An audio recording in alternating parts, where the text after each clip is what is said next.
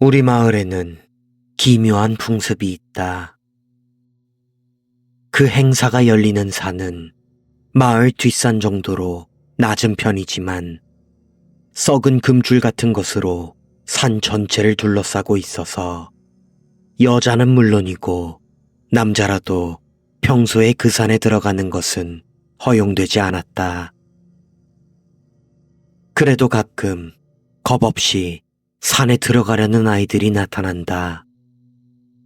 실제로 우리 형의 친구가 그 금줄을 넘어 산에 들어갔다가 그 사실을 알게 된 마을 어른들에게 사흘 밤낮 잠도 못 자게 얻어맞았다고 한다. 그 이야기를 듣고 자란 우리는 당연히 산에 가까이 가지 않았고 우리 마을 아이들에게 그 산은 공포의 대상일 뿐이었다. 그런 기묘한 산이지만 몇 년에서 십수년에 한 번씩 불규칙하게 사람이 발을 들여놓을 때가 있었다. 산의 나무들이 색을 바꾸고 맑고 푸른 하늘과 어딘가 겨울 냄새를 풍기는 10월 중순에 그해 11살에서 12살이 되는 남자아이들이 모여 흰옷을 입고 산에 오르는 것이다. 단 하나, 산에 들어가면 한마디도 하면 안 된다는 절대적인 규칙 하나를 받고서 내가 산에 들어가야 한다는 걸 들은 건 그 기묘한 행사가 열리기 열흘 전쯤이었다. 부모님에게 이야기를 듣자마자 나는 울음을 터뜨릴 뻔했지만 마을의 결정이다. 도망칠 수 없다. 너에게 미안하지만 참아다오. 라며 고개를 숙이는 부모님을 보니 그 부탁을 거절할 수 없었다. 그 후 며칠은 순식간에 지나갔다. 모든 외출은 금지되었고 식사 내용도 완전히 바뀌었다. 좋아하던 햄버거나 닭꼬치 같은 고기 요리는 식탁에서 사라지고 대신 노인들이 좋아할 만한 채식 위주의 음식이 나왔다. 게다가 대부분 소금으로만 간을 했고 다른 조미료도 사용할 수 없었기 때문에 그 음식들을 씹어 먹으면서 나는 마치 우리에 갇힌 토끼가 된 기분이었다. 직전 날에는 하루 세 끼였던 식사마저 금지되어 입에 넣을 수 있는 건 물과 소금뿐이었다.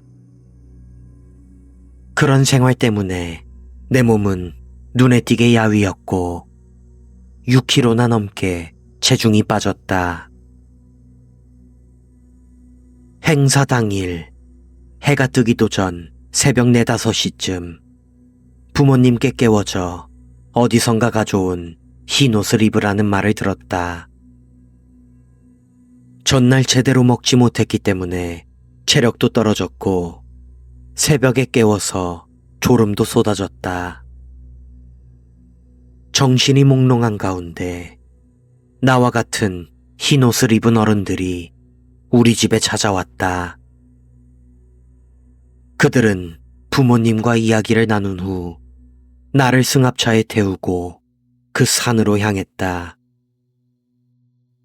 나를 태운 차는 가로등도 없는 시골길을 한참 달리다가 어디선가 조용히 멈춰섰다. 차에 타고 나서부터 어른들이 풍기는 이상한 분위기에 나는 잔뜩 겁을 먹고 몸을 웅크리고 있었는데 차가 멈추자 조금 안심이 되었다. 차에서 내리니 나와 같은 또래인 A, B, C, D가 있었다. 10일 전에 본 모습과는 상상도 할 수 없을 정도로 수척해져 있었다. 아마 나도 그들과 같은 모습이겠지 싶어 힘이 빠지는데 흰옷을 입은 어른 한 명이 우리 앞에 나섰다. 이제 산에 들어간다. 알고 있겠지만 우리가 괜찮다고 할 때까지 입을 열지 마라. 우리와 같은 흰 옷을 입고 얼굴에는 흰 천을 뒤집어 써서 그 남자의 표정은 읽을 수 없었다. 하지만 그 진지한 모습에 우리는 겁을 먹으면서도 남자의 말에 고개를 끄덕였다. 산에 들어가서는 그야말로 지옥이었다. 평소 사람이 드나드는 산이 아니었기에 걸을 수 있는 길 같은 건 있을 리도 없었고, 낙엽을 밟고 잡초를 헤치며 그저 묵묵히 어른들을 따라 산 정상을 향해 걸었다. 제대로 먹지도 제대로 자지 못해 평지에서도 발걸음이 불안했는데, 아직 해도 뜨지 않은 산길을 한마디 불평도 못하고 올라가는 게 얼마나 힘이 든 일인지 어른들은 알고 있었을까. 게다가 그때 우리는 고작 11살의 어린아이들이었다. 솔직히 도망치고 싶은 마음뿐이었다. 하지만 도망칠 수 없었다.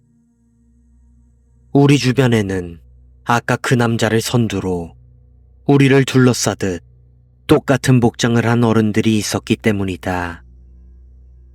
우리는 설명하기 힘든 분위기 속에서 길도 없는 산길을 계속해서 올라갔고, 마침내 도착한 곳에는 작은 신당이 있었다.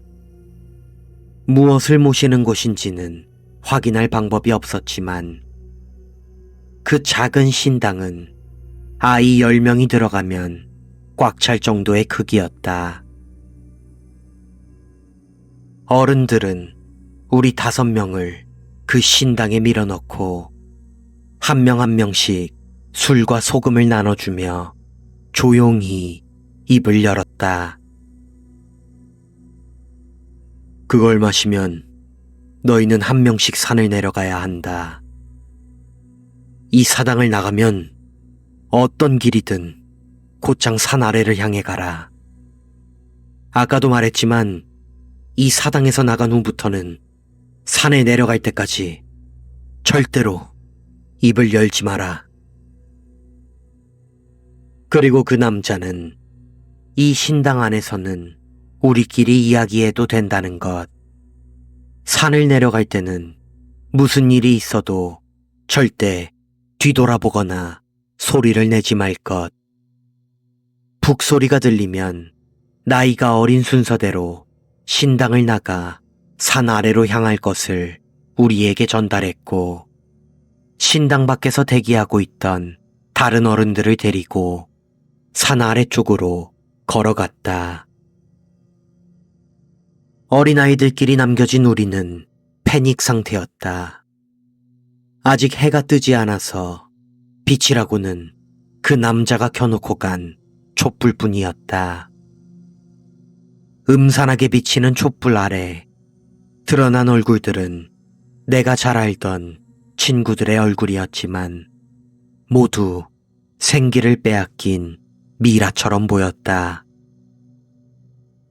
처음에는 저마다 불만과 어른들에 대한 욕설을 퍼부었지만 공포의 대상이었던 산에 아이들끼리만 남겨진 공포감과 절망감, 그리고 앞으로 어떻게 될지 모른다는 불안감에 휩싸여 결국 모두 말없이 북소리가 들리기만을 기다렸다. 그러던 중 어디선가 굵직한 북소리가 들려왔다. 생일로 따지면 가장 어렸던 A는 그 소리를 듣자마자 움찔하며 소리 없는 비명을 지르는 듯 하더니 신당의 문을 열고 뛰쳐나갔다. 열린 문틈으로 잠깐 보인 바깥 풍경은 맞은편 산에서 해가 떠오르는 순간이었고, 이상하게도 이때만큼은 왠지 안심이 되었다. A가 뛰쳐나가고 우리는 특별히 할 말도 없이 그저 멍하니 바닥만 쳐다보며 다음 북소리를 기다렸다. 남은 친구들끼리 몸을 뭉치고 추위를 피하고 있을 때 쿵, 쿵, 굵직한 북소리가 다시 들려왔다. 그 소리를 들은 비는 마음을 정했는지 벌떡 일어나 망설임 없이 신당을 나갔다. 그로부터 몇십 분 후에는 C가, 그 다음에는 D가 사당을 나갔다. 사당에는 나 혼자 남았다. 그때까지 어렴풋이 있었던 친구들과 함께니까 괜찮아 라는 생각은 사라지고 정말 혼자 남게 되었다는 사실에 몸이 덜덜 떨렸다.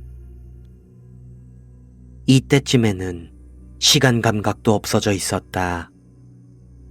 무릎을 껴안고 공포와 외로움에 짓눌리고 있었던 것 같다. 그래서 다시 북소리가 들렸을 때는 공포보다 기쁜 마음이 더 컸다. 드디어 이 공포에서 벗어나는구나. 그렇게 생각하며 신당 문을 열었을 때 눈앞에는 평범한 풍경이 펼쳐져 있었다. 신당에 들어왔을 때는 아직 해가 뜨지 않아서 잘 보이지 않았지만 우리가 두려워했던 산치고는 너무나 평범했다.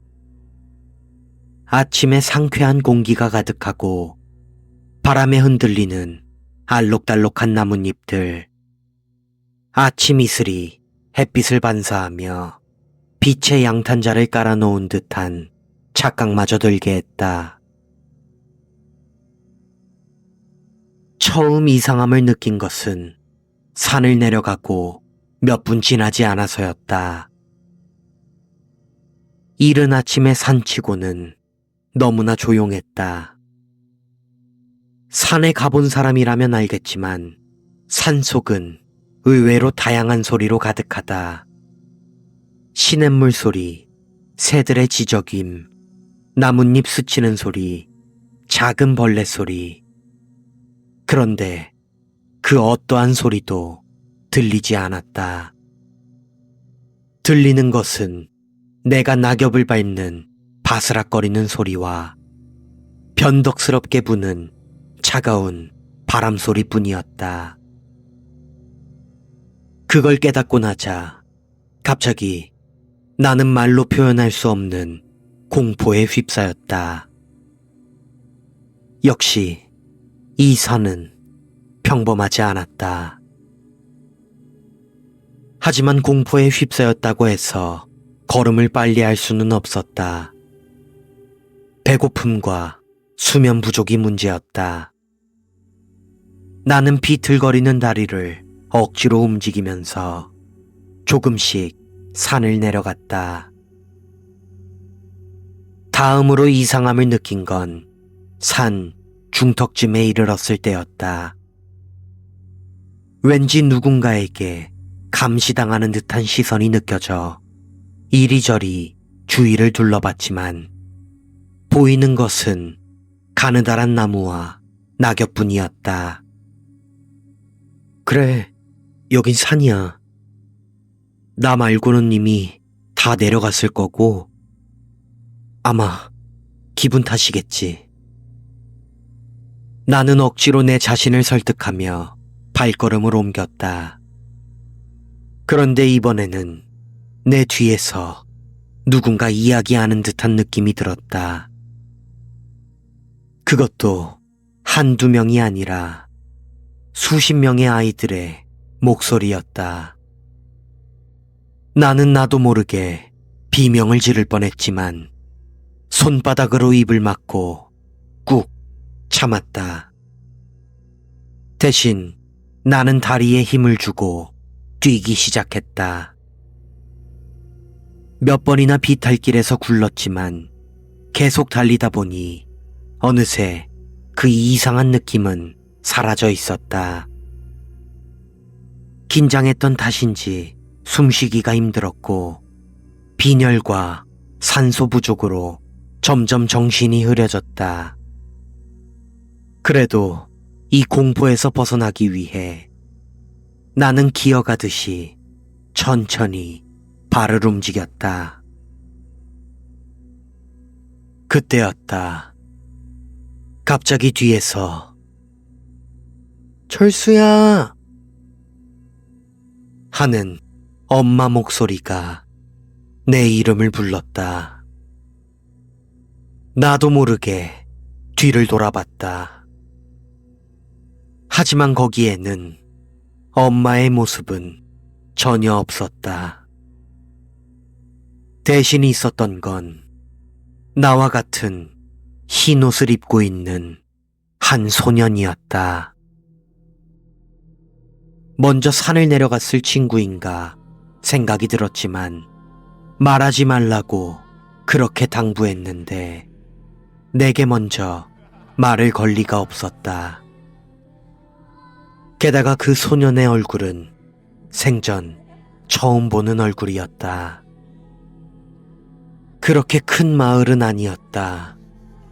같은 또래 아이들의 얼굴 정도는 모두 알고 있었다. 그렇다면 내 앞에 서 있는 저 녀석은 대체 누구란 말인가? 내가 머리를 굴리는 동안 소녀는 씩 웃으며 장난이라도 생각난 듯 입을 열었다. 자, 같이 가자. 그 말을 듣는 순간 나는 온몸에 소름이 돋는 걸 느꼈다. 가슴속이 뜨거워지고 슬프지도 않는데 눈물이 멈추지 않았다. 자, 가자. 소년이 점점 다가왔다. 정말 이상하게도 소년의 발소리는 전혀 들리지 않았다. 자, 드디어 손을 뻗으면 닿을 정도로 소년이 다가왔을 때 신당을 나올 때 들었던 북소리가 크게 내 귀에 닿았다. 소년에게서 눈을 떼고 뒤를 돌아보니 썩은 듯한 금줄과 산 아래에서 북을 치는 어른들의 모습이 보였다. 어느새 산을 나가기까지 얼마 남지 않은 곳까지 와 있었던 것이다. 나는 필사적으로 몸을 돌려 금줄을 넘어 어른들이 기다리는 산 아래로 단숨에 뛰어내려갔다. 내가 산을 빠져나오자 어른들은 초췌한 나를 향해 엄청난 양의 술과 소금을 쏟아부었다. 그리고 커다란 종이 같은 것으로 나를 감싸고는 난폭하게 트럭 짐칸에다 나를 던져버렸다. 반항할 기력도 없이 짐칸에서 흔들리며 추위와 배고픔을 느끼다가 잠이 들었다. 눈을 떠보니 나는 침대에 누워 있었다. 부모님께 이야기를 들어보니 사흘 밤낮을 잠들어 있었던 모양이다. 부모님은 내가 깨어났을 때 죽은 사람이 살아 돌아온 것처럼 놀라는 표정을 지었다. 부모님이 진정하고 나서 그 산은 대체 어떤 곳이었냐고 물어봤지만 명확한 대답은 피하시면서 그저 나쁜 것들이 모이는 곳이라고 할 뿐이었다. 그리고 내가 본 것은 매군님일 거라고 말하고는 더 이상 입을 열지 않았다. 그때 나와 함께 있었던 다른 아이들은 나처럼 누군가가 말을 걸거나 누군가의 시선을 느끼지도 않았다고 한다. 어른들이 쑥덕거리는 말에 따르면 나처럼 매군님에게 말을 걸고 돌아온 아이는 지금까지 한 명도 없었다고 한다. 매군님이 말을 건다는 건, 즉 매군님의 마음에 들었다는 것은 그대로 끌려간다는 것을 의미했고, 내 경우는 운이 좋았던 건지 매군님의 변덕인지 잘 모르겠다고 했다. 그 이야기를 듣고 나니 내가 조금이라도 망설였거나 조금이라도 운이 나빴더라면 나는 매군님에게 끌려가 죽었을지도 모른다는 생각이 들었다. 동시에 그런 엄청난 짓거리를 마을의 풍습으로 받아들이는 어른들에 대한 공포와 경멸감을 느끼지 않을 수 없었다. 이게 대략 20년 전 이야기이다. 그 후로 나는 아무 일 없이 성장했고, 고등학교 졸업과 함께 대학에 진학해 마을을 떠났다. 성인이 되고 나서도 거의 마을에 돌아가지 않았지만 친가는 여전히 마을에 남아 있었기에 오랜만에 마을에 돌아와 아버지와 이장님에게 그 산에 대한 이야기를 들었다. 처음에는 둘 다 꽤나 말을 아꼈지만 내가 당사자라는 것과 성인이라는 점을 내세워 이야기를 들을 수 있었다. 먼저 그 산은 예로부터 마을에 나쁜 기운이 모이는 일종의 경계라고 한다.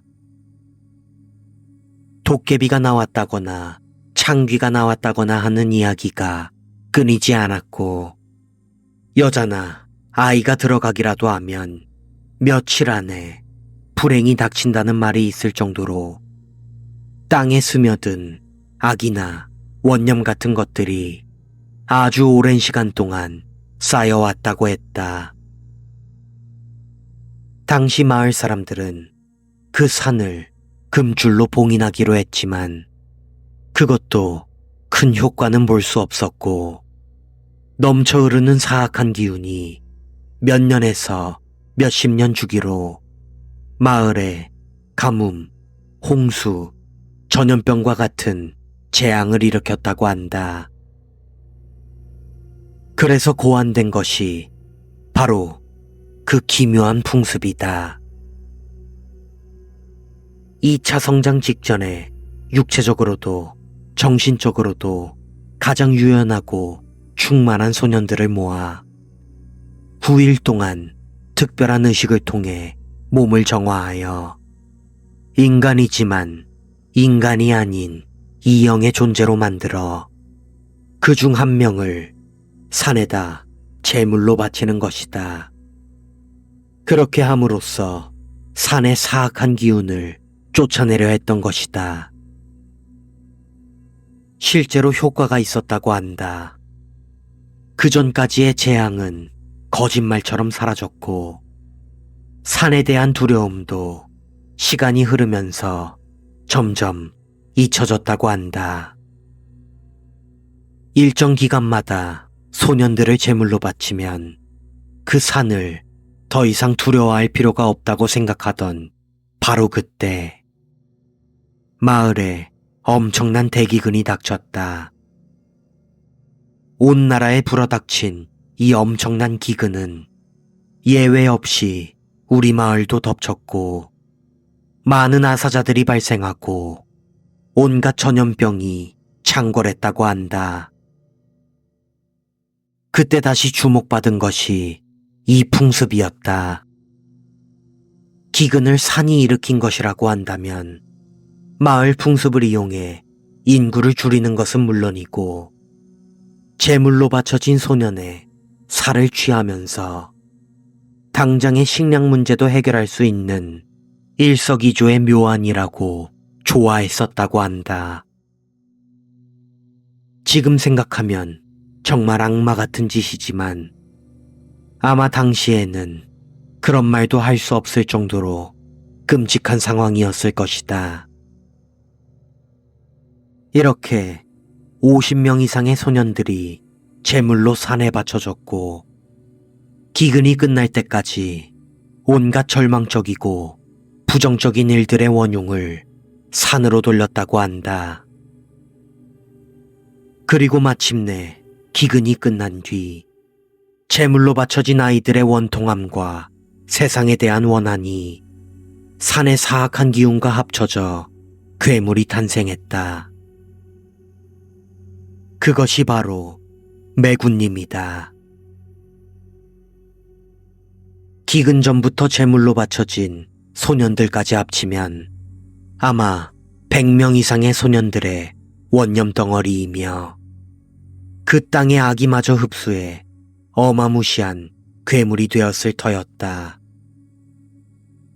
그 원념을 억누르기 위해 지금까지 계속해서 바쳐진 소년들까지 합치면 그 원념은 이제 상상도 할 수 없을 정도일 것이다.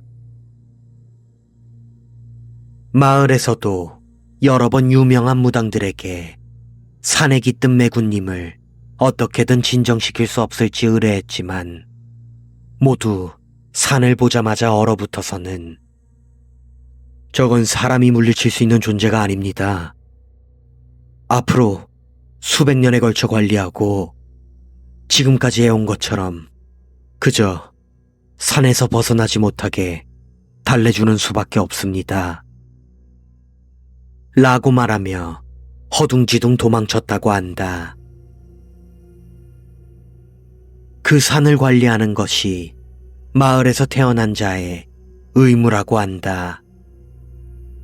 아무 죄 없는 순수한 소년들을 제물이라는 형태로 죽이고 그 시체를 먹으며 살아남은 자들의 후손으로서 그것은 당연한 의무일지도 모른다. 하지만 올해 태어난 내 아들의 얼굴을 보면 나는 당장이라도 마을에서 영영 도망치고 싶은 마음뿐이다. 부디 내 아들은 매군님의 선택을 받지 않기를, 나처럼 무사히 살아갈 수 있기를.